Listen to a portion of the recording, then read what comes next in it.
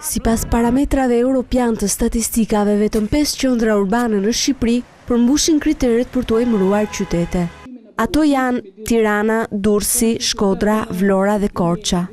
Vlerësimi vjen nga Instituti Shqiptar i Statistikave, i cili ka përdorur kriteret e Eurostat, duke llogaritur densitën e popullsisë për kilometra katror.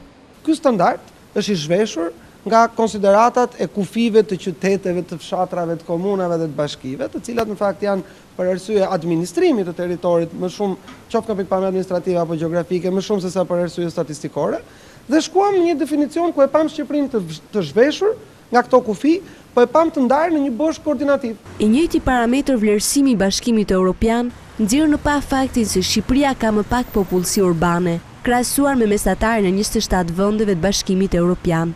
Por krahasuar me vitet e kaluara, popullsia urbane në vend është më i lartë sipas këtyre vlerësimeve.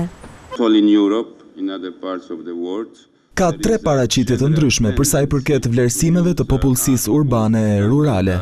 Paraqitja e parë flet për një popullsi urbane prej 53%, e nxjerrë në vitin 2012 në bazë të dhënave të censusit. Një vlerësim i dytë që kemi publikuar aktualisht flet për 47% të popullsisë urbane dhe vlerësimi i tretë është 58.2%. Ndryshimi qëndron tek kriteret e vlerësimit të popullsisë. Në rastin e fundit është cilësuar si urbane e gjithë popullsia që jeton në bashki. Vlerësimet vijnë pikërisht në një periudhë kur po diskutohet mbi reformën territoriale dhe ndarjen e re administrative.